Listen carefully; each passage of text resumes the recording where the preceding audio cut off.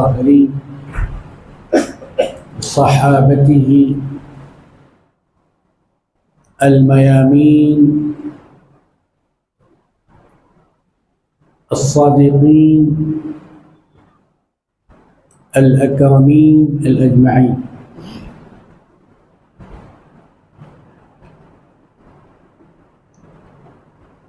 قال سبحانه وتعالى في كتابه المبين: أعوذ بالله من الشيطان الرجيم، بسم الله الرحمن الرحيم. ومن يعظم شعائر الله فإنها من تقوى القلوب. وقال جل جلاله وعم نواله في شأن حبيبه المصطفى صلى الله عليه وسلم: إن الله وملائكته يصلون على النبي يا أيها الذين آمنوا صلوا عليه وسلموا تسليما. اللهم صل وسلم وزد وبارك على سيدنا محمد وعلى آل سيدنا محمد كما صليت وسلمت ورحمت وباركت وترحمت وتقدست على سيدنا إبراهيم وعلى آل سيدنا إبراهيم إنك حميد مجيد. سبحان ربك رب العزة عما يصفون وسلام على المرسلين والحمد لله رب العالمين.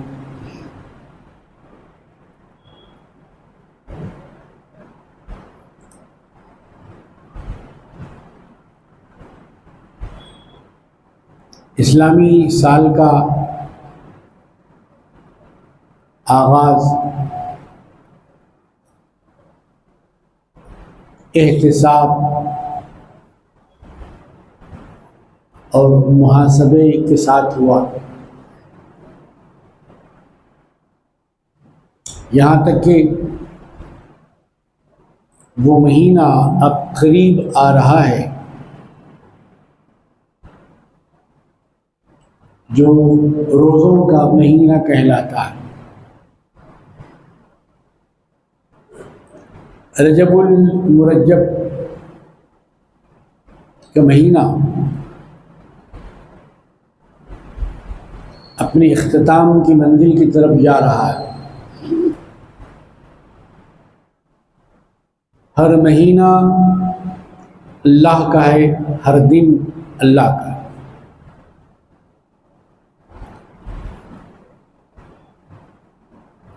اللہ تعالیٰ نے جیسے اور چیزوں کی عظمت اور اس کا ادب اور احترام بتایا ہے، ویسے ہی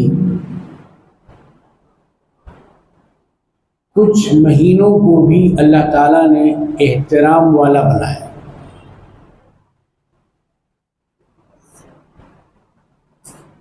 عبادت ایک الگ چیز ہے، ادب، احترام اور تعظیم ایک الگ چیز ہے.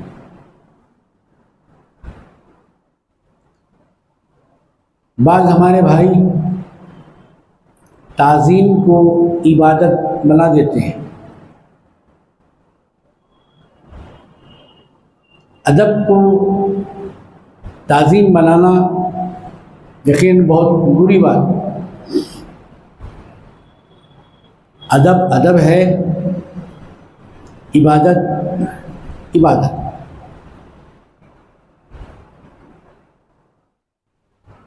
ادب اور تعظیم کے متعلق قرآن شریف میں اللہ تعالیٰ نے بیان فرمایا ہے ان الصفا والمروۃ من شعائر اللہ،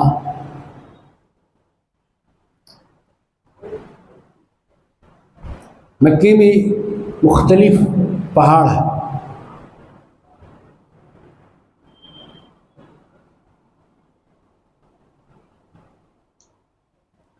جو مکہ والے تھے ان کے پاس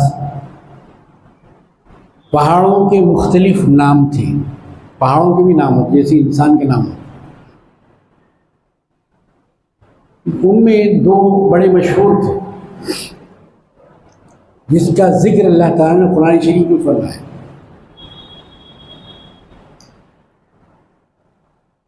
ایک پہاڑ یا پہاڑی کا نام ہے صفا، سواد سے، دوسرے کا نام ہے مروہ۔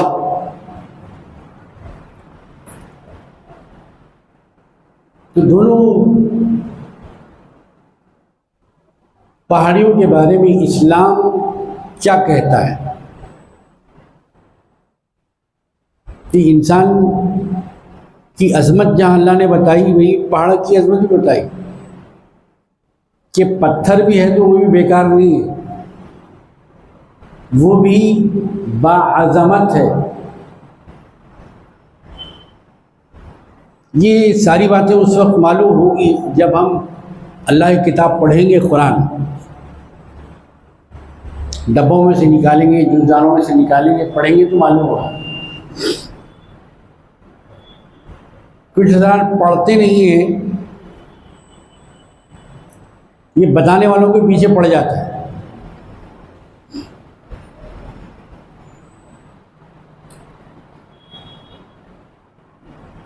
کتاب کا پڑھنا الگ ہے، کتاب کا سمجھنا الگ ہے، فہم سمجھ کو گئے۔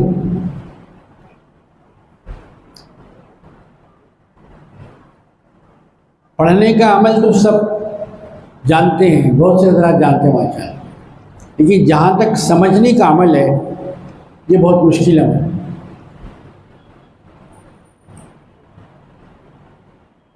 قرآن کے الفاظ کو جو پڑھتا ہے وہ قاری کہلاتا ہے، اس کے معنوں کو جو جانتا ہے وہ مترجم کہلاتا ہے، مترجم۔ ان الفاظ اور معنوں کے اندر جو چیز چھپی ہوئی ہے اس کو جاننے والا ہوتا ہے، بیان کرنے والا مفسر۔ اور قرآن مجید جو اللہ کی کتاب ہے اس کے راز جو بیان کرتا ہے، راز وہ ہوتا ہے عارف۔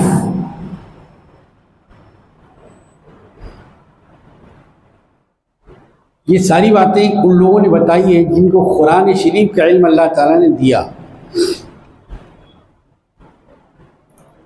الفاظ کے جاننے والے کی بھی عظمت کی جانی چاہیے، قدر کی جانی چاہیے۔ جو الفاظ سے بڑھ کر معنی بتا رہا ہے وہ بھی قابل احترام ہے، اور اس کو جو کھول کھول کے بیان کر رہا ہے، تفسیر کا مطلب یہ کھول کھول کے بیان کرنا جو واقعی عقل کے مطابق ہو، علم کے مطابق ہو، اسے کہتے ہیں تفسیر۔ جب ہم قرآن ہی نہیں پڑھے تو اس کے معنی کب پڑھیں گے؟ اچھا چلیے، آپ کو وقت مل گیا، آپ نے وقت نکال لیا، جبر کری، مصروف زندگی میں سے آپ نے وقت نکال لیا، معنی پڑھ لیا، لیکن پھر بھی ایک چیز چھوٹ گئی، تفسیر نہیں پڑھی آپ نے۔ تفسیر پڑھنے کے لیے اور زیادہ وقت چاہیے۔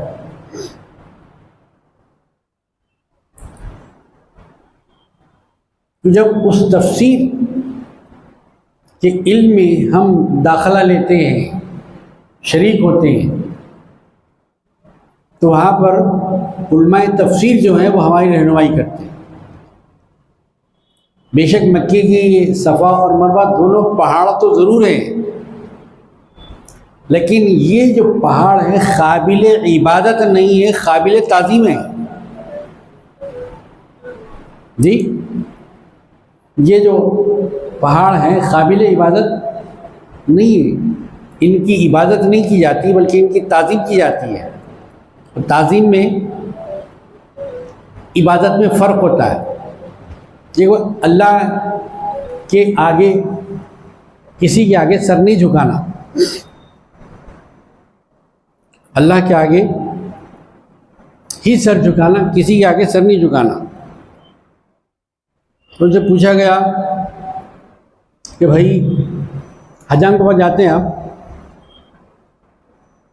کیا کرتے ہیں؟ سر یوں رکھ کے بیٹھتے، جھکا کے بیٹھتے، تو جھکا دیا نا سر تو آپ اللہ کے آگے کسی کے سر نہیں جھکانا، اب یہاں تو جھکا دیا آپ۔ تو نہیں صاحب، یہ نیت پر ڈپینڈ کرتا ہے، یعنی آپ سر جھکا رہے ہیں حجام کے آگے تو عبادت کی نیت سے نہیں جھکا رہے ہیں۔ مطلب کیا ہوا کہ ایک ہے عمل اور ایک ہے نیت۔ اسی لیے اسلام میں کہا گیا کہ آپ کے جو اعمال ہے وہ نیت پر ڈپینڈ کرتے ہیں، آپ کی نیت کیسی ہے۔ انما الاعمال بالنیات، نیت کی جمع ہے نیات۔ آپ جو عمل کر رہے ہیں اس میں آپ کی نیت کیا ہے؟ نیت تو میری عبادت کی نیت ہے، پھر اس عمل کو شرک نہیں کہہ سکتے آپ کہ حجام کے سامنے جھکے آپ لہذا مشرک ہو گئے، نعوذ باللہ من ذالک۔ ایسے ہی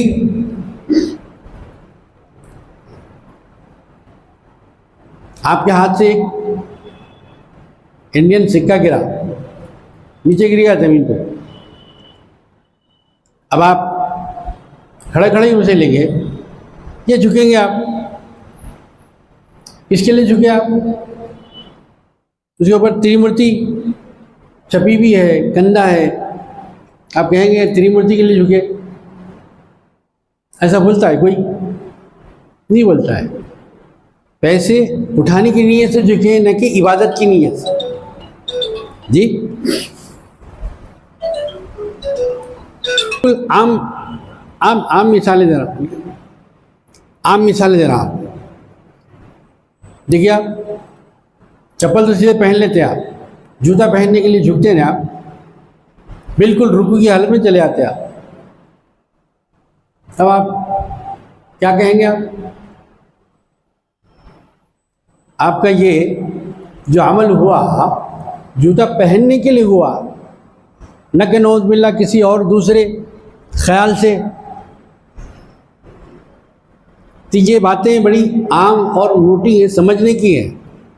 ہر جھکنے کو شرک نہیں کہتے، اور بھی کئی جگہ جھکنے کی ہے لیکن وہ بولنے کی نہیں ہے۔ ماں جب جھکتے ہیں تو کیا وہ شرک ہو جاتا ہے؟ تو اصل بات لوگوں نے شرک کو سمجھا نہیں۔ اللہ کا کوئی شریک ہے حقیقت میں؟ کوئی اللہ کا شریک ہے؟ اللہ کا شریک کوئی بھی نہیں ہے۔ وحدہ لا شریک لہ، زبان سے ہی بولتا ہے مومن اور دل میں بھی اس کی تصدیق کرتا ہے کہ بھئی اللہ کا کوئی شریک نہیں ہے۔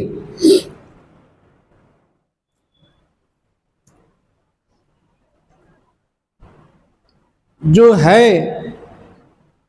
اس کو نہیں کہنا کفر ہے، اللہ ہے نہیں کہنا کفر ہے۔ جو نہیں ہے اس کو ہے کہنا یہ شرک ہے۔ شریک ہے اللہ کا نہیں ہے، اب ہے کہنا یہ ہے شرک۔ ہے کو نہیں کہنا کفر ہے، نہیں ہے کو ہے کہنا شرک ہے۔ تو جو لوگ کہہ رہے ہیں کہ شریک ہے تو گیا شریک کو مان رہے ہیں وہ شرک ہے، اس کا مطلب یہ ہوا آن پروڈکٹ کسی جھک گئے، ارے شرک ہو گیا بھائی۔ تو دراصل ان ہمارے بھائیوں نے سمجھا نہیں کہ شرک کیا ہے، ایمان کیا ہے، کفر کیا ہے۔ اگر ہر جھکنے کو شرک کہہ دیا جائے تو انسان کی زندگی بڑی مشکل ہو جائے گی۔ جی انسان کی زندگی بڑی مشکل ہو جائے گی۔ تو ایک چیز ہے ادب، ایک چیز ہے احترام۔ ایک انجینئر ڈرائنگ کرتے ہوئے میز پہ جھک رہا ہے، ڈرائنگ کرتے ہوئے اسکیچ ڈالتے ہوئے ٹیبل پہ جھک رہا ہے، ارے یہ صاحب یہ تو شرک کر رہا ہے، جینا مشکل ہو جائے گا۔ تو بات اسلام میں شرک نہیں ہے، آپ شرک کو پھیلانے کے لیے پیدا نہیں ہوئے، آپ ایمان کو پھیلانے کے لیے پیدا ہوئے۔ مشرک بنانے کے لیے آپ کو مسلمان نہیں بنایا گیا، بلکہ مسلمان بنانے کے لیے مسلمان بنایا گیا۔ بات سمجھنے کی، تعظیم الگ ہے، ادب الگ ہے، احترام الگ ہے، اور عبادت الگ۔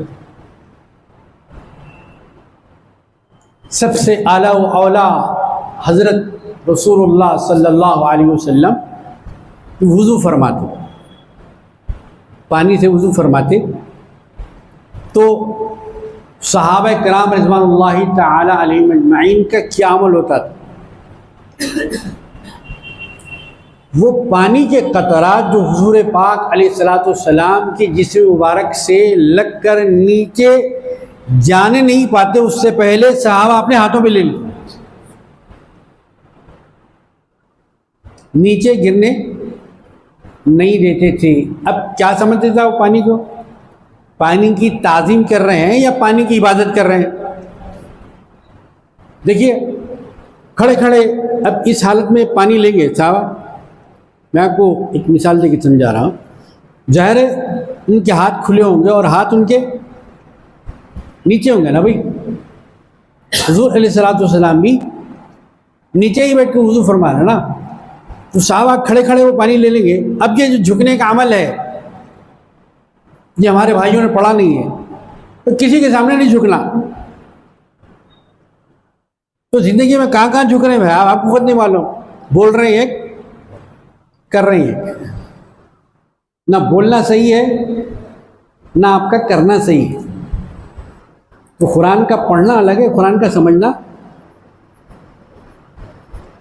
اللہ تعالیٰ جس کو فہم عطا فرماتا ہے، فہم، اور اسی بات کو قرآن شریف میں کہا گیا تفقہ، یعنی بات کی گہرائی تک پہنچنا، اس کا فہم اور سمجھ حاصل کرنا، اس کی بھی تفریق کی گئی۔ اسی لیے جو اسلامی فقہ قانون کو جانتا ہے اس کا نام فہیم نہیں ہے، اس کا نام فقیہ ہے۔ فہم میں اور فقہ میں فرق ہے۔ یہ ساری چیزیں ہم کو معلوم نہیں، وہ جان چکے ہیں شرک ہو گیا۔ ارے کیسا ہوتا ہے بھائی؟ خدا کے واسطے لوگوں کو مشرک مت بنائیے آپ جی۔ تو میں آپ سے عرض کر رہا تھا کہ تعظیم ایک الگ چیز ہے، عبادت ایک الگ چیز ہے۔ قرآن شریف میں کہا جا رہا ہے یہ جو صفا کی پہاڑی ہے جس کا نام صفا ہے اور دوسرے کا نام مروہ ہے، اس کو معمولی مت سمجھو، یہ معمولی پہاڑ نہیں ہے۔ پھر کیا ہے صاحب؟ یہ کہا کہ یہ اللہ کی نشانیاں ہیں۔ اللہ، یہ کون کہہ رہے ہیں؟ کوئی مفتی صاحب، کوئی خطیب صاحب، کوئی عالم صاحب نہیں، اللہ تعالیٰ فرما رہے ہیں ان الصفا والمروہ من شعائر، کہتے ہیں نشانی کو۔ پھر کس کی نشانی ہے صاحب؟ یہ مکے والوں کی نشانی ہے، کسی قبیلے کی نشانی ہے، یہ قریش کی نشانی ہے کہ نہیں؟ اللہ کی نشانی ہے یہ نشانی۔ اب جب یہ اللہ تعالیٰ کی نشانی ہو گئی تو پھر اس کا ادب و احترام لازم ہو گیا۔ وَمَن يُعَظِّمْ شَعَائِرَ اللَّهِ فَإِنَّهَا مِن تَقْوَى الْقُلُوبِ، جو اللہ تعالیٰ کی نشانیوں کی تعظیم کرتا ہے، عبادت نہیں، عبادت تو صرف اللہ ہی کرنی ہے، خدا کے سوا کسی کی عبادت نہیں۔ جو اللہ تعالیٰ کی ان نشانیوں کی تعظیم کرتا ہے، ادب کرتا ہے، احترام کرتا ہے، وہ ظاہر میں بھی متقی ہے، دل سے بھی متقی ہے۔ یہ سمجھنے کی بات، اس کا یہ جو عمل ہے غلط نہیں ہے، تعظیم کرنے کا جو عمل ہے شرک نہیں ہے۔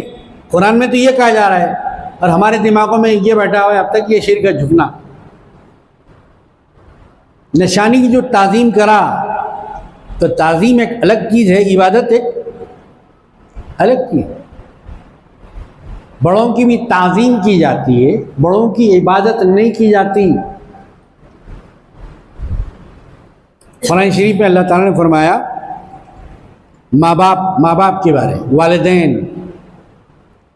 والدین کریمین، کہ بھئی دیکھو ان کا مقام، ان کا درجہ اتنا بڑا اللہ نے بنایا ہے کہ ان کے سامنے اکڑ کے مت ٹھہرو، ان کے سامنے اکڑنا گناہ ہے، اللہ کو ناپسند ہے۔ یہ ایسی ہستیاں ہیں کہ ان کے سامنے ذلت سے جھک جاؤ، اپنے بازوؤں کو اکڑا کے مت رکھو، جھک جاؤ۔ جناح یہ کہتے ہیں، یہ پر دونوں بازو جو ہیں اس کو کہتے ہیں جناح، ان کو جھکا دو۔ اب یہ جھکانے کا جو عمل ہے یہ تعظیم ہے، عبادت نہیں ہے۔ اللہ کے سامنے کسی کے سامنے نہیں جھکنا۔ پھر قرآن میں کیوں ہے بھائی جھک جاؤ، بلکہ وہ بھی ذلت کے ساتھ، خواری کے ساتھ، انکساری کے ساتھ، عاجزی کے ساتھ جھک جاؤ۔ اب یہ ذہن میں بٹھا لیا اللہ کے سامنے نہیں جھکنا کسی کے۔ اچھا سامنے نہیں جھکے تو پیچھے جھکنا کیا؟ وہ 5 وقت کو سمجھ لیں، فجر جو عصر نماز، یہاں تو جھکنا بعد میں کچھ بھی چل سکتا۔ نہ یہ سمجھنا صحیح ہے نہ وہ سمجھنا صحیح ہے۔ تو جیسے اللہ تعالیٰ نے قرآن شریف کے اندر پہاڑیوں کی تعظیم اور ادب بتائی، کہا کہ یہ عمل تقوی کا عمل ہے، معمولی عمل نہیں ہے، خالی عمل نہیں ہے، بلکہ اس کے اندر تقوی بھی ہے، پرہیزگاری ہے۔ ایسا آدمی مشرک نہیں ہے، پرہیزگار ہے، مومن ہے، متقی ہے۔ اور مومن متقی کو مشرک کہنا ظلم ہے۔ یہ ایک مومن اور متقی مسلمان کو مشرک کہنا یہ ظلم ہے۔ وہ اس کی طرف نہیں جائے گا، شرک پلٹ کے آپ کی طرف آئے گا، آپ مشرک بن جائیں گے۔ یہ گولی پھر پلٹ کے آئے گی، آپ کو لگے گی، جس کے اوپر چلانے اس کو لگنے والی نہیں ہے، کیونکہ آپ نے غلط فائر کیا ہے، آپ نے غلط چلایا ہے۔ تو قرآن شریف میں اللہ نے بتایا کہ صفا اور مروہ دونوں یہ اللہ تعالیٰ کی نشانیاں ہیں، ان کی جو تعظیم کرے گا،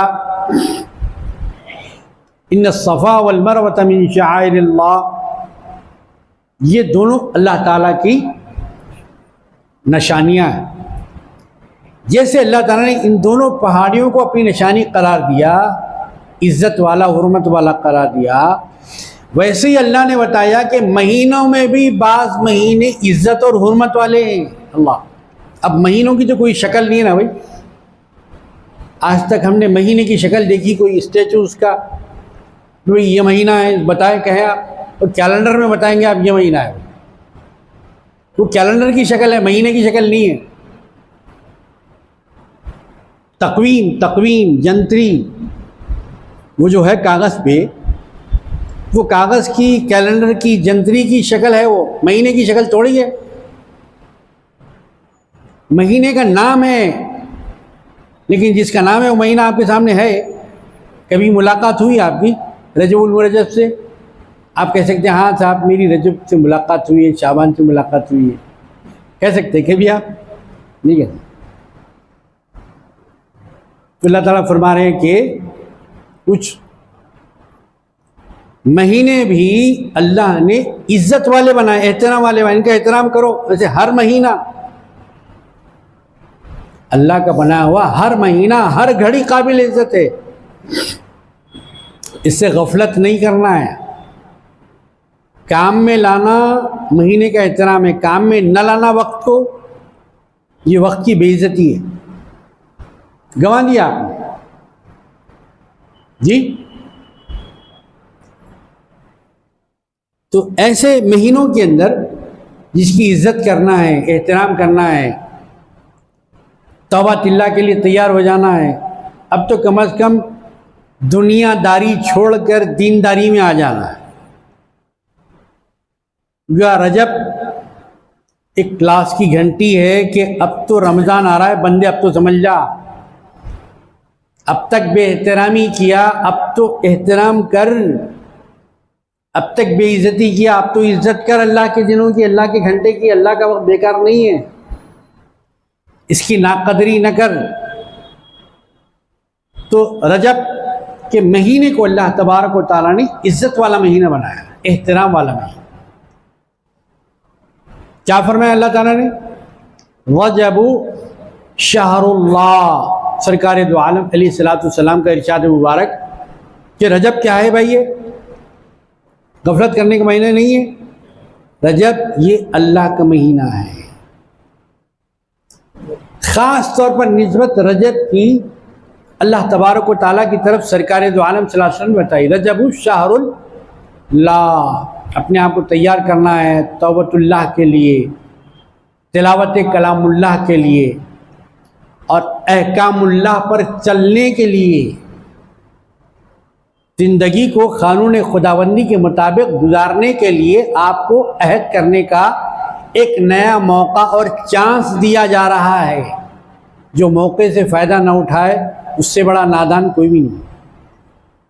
جو موقع سے فائدہ اٹھاتا ہے وہ دانشمند ہے، دانا ہے، عقل مند ہے. رجب شہر اللہ. یہ جو رجب کا مہینہ ہے یہ اللہ تعالیٰ کی ہے.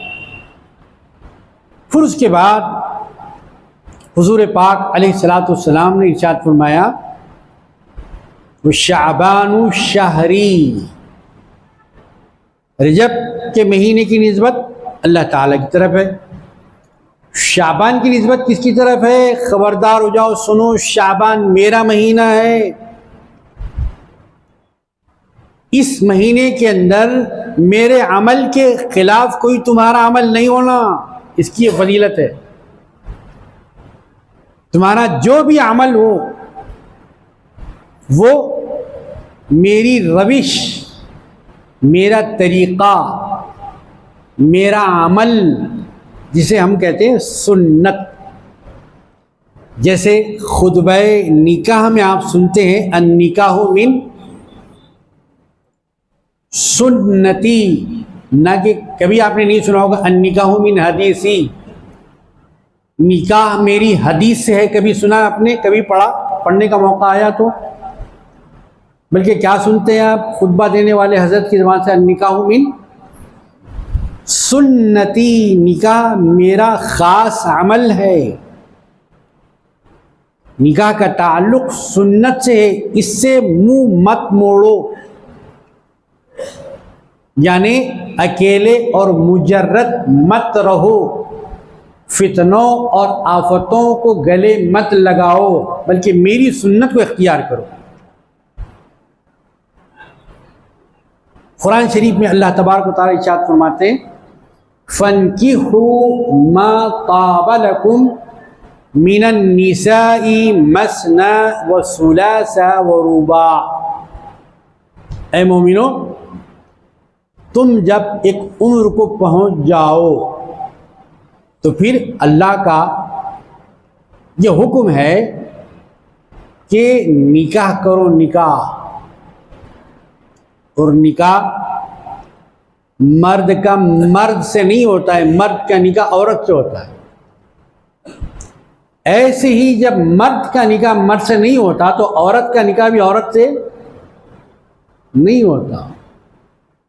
نہ میل کا نکاح ہوگا، نہ فیمیل کا نکاح ہوگا، بلکہ میل اور فیمیل کا جوڑا اسی کو کہتے ہیں.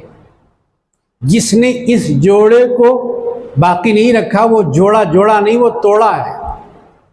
خدا کے قانون کو توڑا ہے، خدا کی سنت کو توڑا ہے، خدا کے طریقے کو توڑا ہے، احکام خداوندی کو توڑا ہے. یہ بات فطرت انسانی کے اندر ڈالنے کے لیے اللہ تعالیٰ نے پیغمبروں کو بھیجا.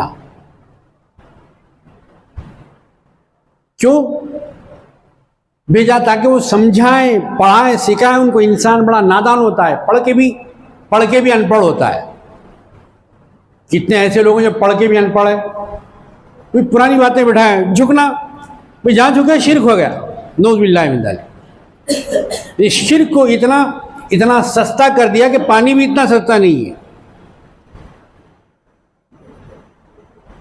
آپ کا کام مشرک بنانا نہیں ہے، آپ کا کام مومن بنانا ہے۔ بات بات پہ مشرک کا فتویٰ دینا نہیں ہے آپ کو، آپ مجاز نہیں ہیں، آپ کو سند نہیں دی گئی، آپ کے پاس ڈگری نہیں ہے۔ لیکن آج ایسا معاشرے کے اندر ہو رہا ہے، ایسے ذہن ہر جگہ پھیل گئے ہیں۔ اللہ تعالیٰ ان کو ہدایت توفیق دے۔ ہم یہی کہہ سکتے ہیں، قرآن شریف کے اندر ہے وَمَا عَلَيْنَا إِلَّا الْبَلَاغُ۔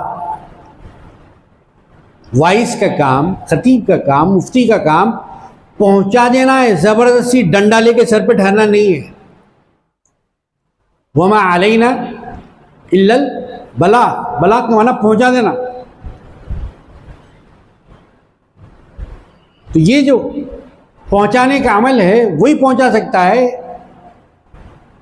جس کو پہنچانے کے لیے وہ اپنے استاد کی خدمت میں پہنچا ہے، کیونکہ وہ پہنچا ہوا ہے، کتاب کے اعتبار سے پہنچا ہوا ہے، الفاظ کے اعتبار سے پہنچا ہوا ہے، معنی کے اعتبار سے پہنچا ہوا ہے، گہرائی کے اعتبار سے بھی پہنچا ہوا ہے۔ غواص جو ہوتا ہے نا، تیراک ہوتا ہے اوپر تیرنے والے کو کہتے ہیں تیراک، ڈوبنے والے کو تیراک نہیں کہتے، ڈوبنے والے کو کہتے ہیں غواص۔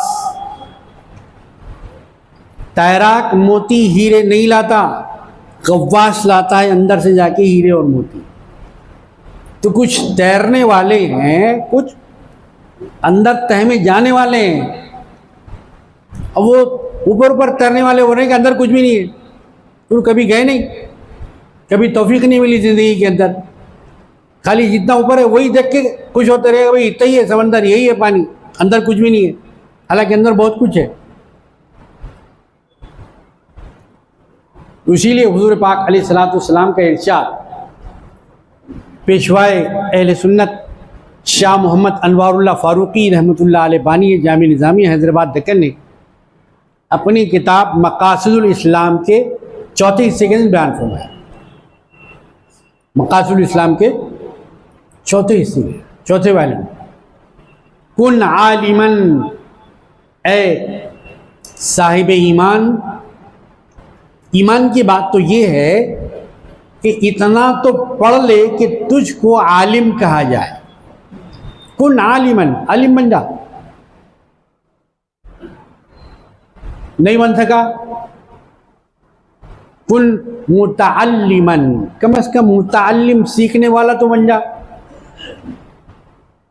نہ عالم بنا جاننے والا، نہ متعلم سیکھنے والا بنا، کسی کے سامنے جا کے بیٹھا کہ سکھا دیجیے مجھ کو نہیں آتا ہے، اپنی اکڑ میں ہے، اپنی فون میں بہت جانتا ہوں، معلومات کا کر رہا ہے، معلومات کا بھر رہا ہے، نہ عالم بنا نہ متعلم بنا۔ تو ایک اور موقع دیا گیا، کل مستمعن، کم از کم سننے والا تو بن جا عالم کو۔ اور سننے والا خود یہ سمجھ رہا ہے کہ میں خود عالم ہوں،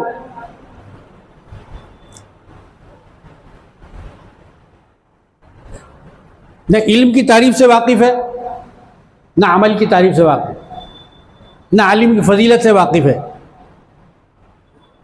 بجائے ماننے کے بحث کا مزاج یہ تباہ کر دیتا ہے، نسلوں کو، قوموں کو تباہ کر دیا، بحث کرنے کا مزاج۔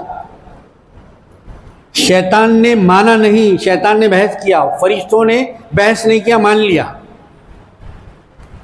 تو ہم کو فرشتوں کا مزاج پیدا کرنا ہے، نہ کہ شیطان کا مزاج۔ شیطانی مزاج کو ختم کرنا ہے، بحث کا۔ اور فرشتوں نے مانا نہ، ماننے کا مزاج، سجدہ کرو، پروردگار ہم کیوں کریں؟ آپ کے سوا کسی کو سجدہ کرنا حرام ہے، شرک ہے، ناجائز ہے۔ فرشتوں نے بحث کیا، نہیں معلوم تھا ان کو، معلوم تھا نا ان کو، معلوم رہنے کے باوجود کیا کرے؟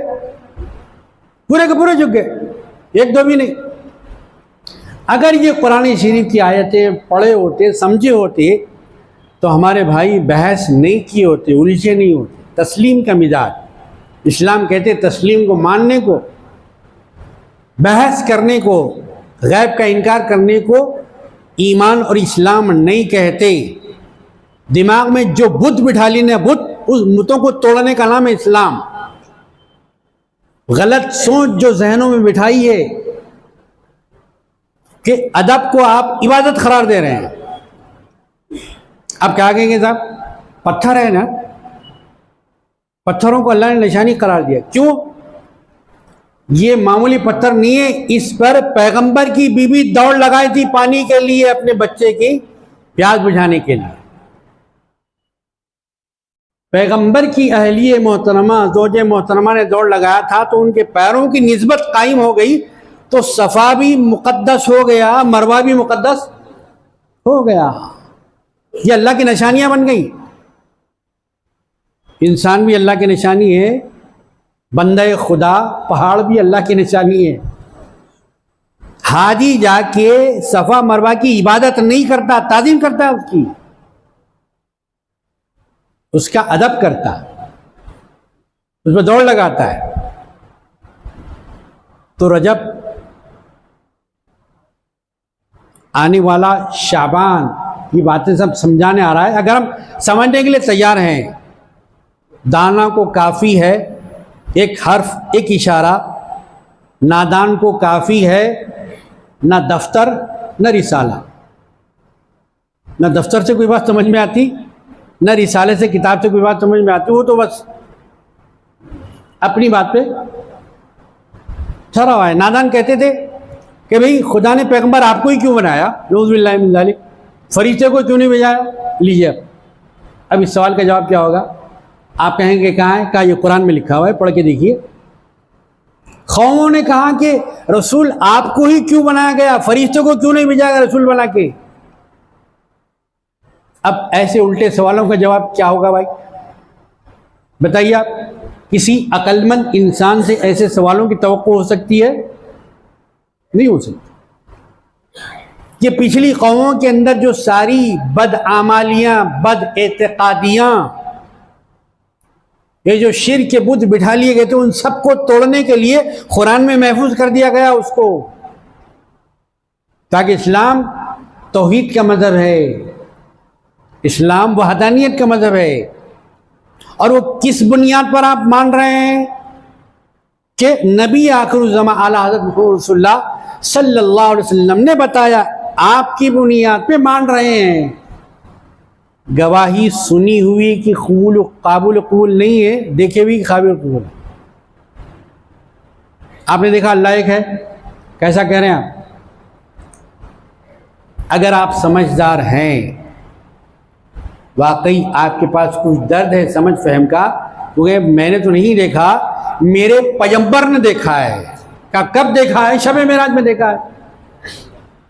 وہ آ رہی وہی رات، نہ معراج سمجھے، نہ صاحب معراج سمجھے، نہ شب معراج سمجھے. ہاں اسلام سمجھنے کے بجائے شرک سمجھے. ہاں ماشاءاللہ.